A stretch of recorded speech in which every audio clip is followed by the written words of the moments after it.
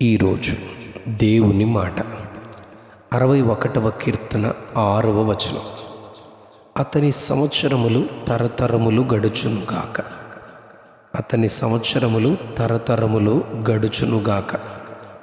రాజునకు దీర్ఘాయువు కలుగచేయుదువుగాక. అతని సంవత్సరములు తరతరములు గడుచునుగాక. రాజైన దావీదు ప్రార్థన.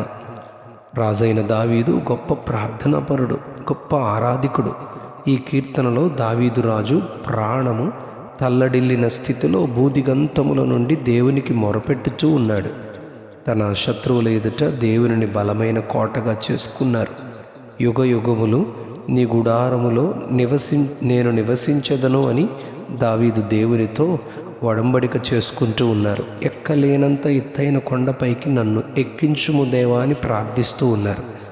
దావీదు ప్రార్థనలోని ప్రత్యేకమైన విన్నపం 102వ కీర్తన 24వ వచనంలో, నేనిలాగు మనవి చేసి తిని, నా దేవా, నా దినముల మధ్యను నన్ను కొనిపోకుము, నీ సంవత్సరములు తరతరములుండును అని వేడుకుంటారు.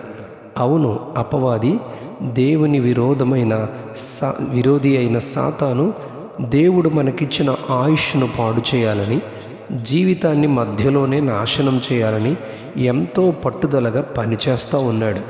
శత్రువులను ప్రేరేపిస్తూ ఉన్నాడు. ప్రసంగి గ్రంథం 7వ అధ్యాయం 17వ వచనం ప్రకారం దుర్మార్గపు పనులు చేసేలా ప్రేరేపిస్తూ, బుద్ధిహీనముగా తిరిగేటట్లు యవనస్తులను ప్రేరేపించి కాలమునకు ముందుగా చనిపోయేలా చేస్తూ ఉన్నాడు. వ్రేలాడవేయబడిన నేరస్తుడు యేసు ప్రభు ప్రక్కనే వ్రేలాడుతూ బుద్ధిహీనముగా తిరిగి కాలమునకు ముందుగా వారు చనిపోయారని మనం గమనించాలి. 139వ కీర్తన 16వ వచనంలో, నియమింపబడిన దినములలో ఒకటైన కాకమునుకు నా దినములన్నీ నీ గ్రంథములో లిఖితములాయనని చెబుతారు. పిండముగా నా తల్లి గర్భములో ఉండగానే నీ కన్నులు నన్ను చూచి ఉన్నవి అని చెబుతారు.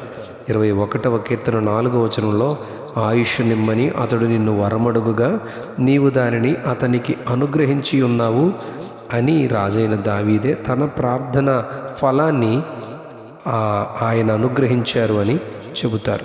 53వ అధ్యాయం యెషయా గ్రంథం 10వ వచనంలో, అతడు దీర్ఘాయుష్మంతుడగును అని చెప్పబడింది. దేవుడే ఆయుష్ను అనుగ్రహిస్తారు.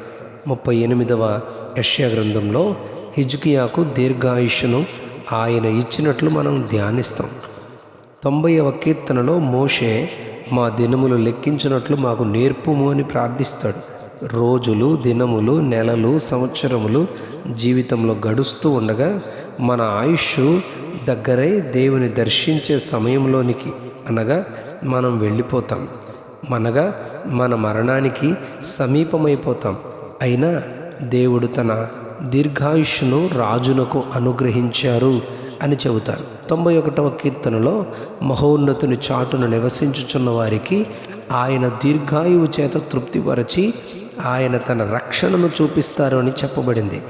ఆయనను ఆశ్రయించిన వారికి, ఆయన మాటకు లోబడి మాట చొప్పున ప్రవర్తించిన వారికి దేవుడు తన పరిశుద్ధ గ్రంథంలో దీర్ఘాయుషు సుఖజీవంతో గడుచు సంవత్సరములు ఆయన ఇచ్చినట్లు చెప్పబడింది.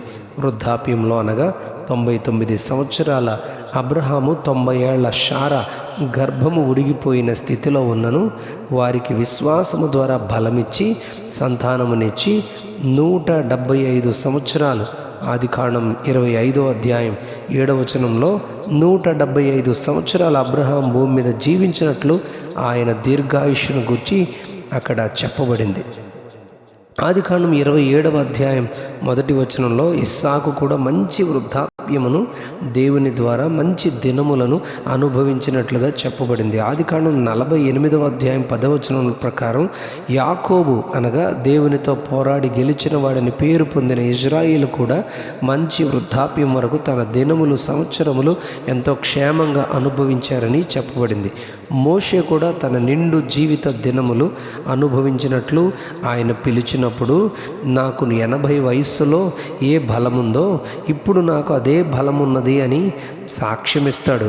ఆ సమయం 120 సంవత్సరాల వయస్సులో. ఈరోజు ఆయన తనకిచ్చిన బలాన్ని ఘనపరుస్తాడు.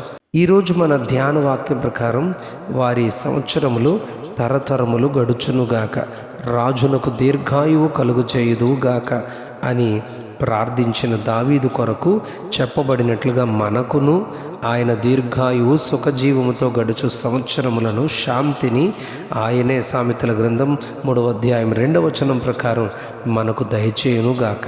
Amen, amen, amen. అతని సంవత్సరములు తరతరములు గడుచునుగాక. అతని సంవత్సరములు తరతరములు గడుచునుగాక. ఆమెన్.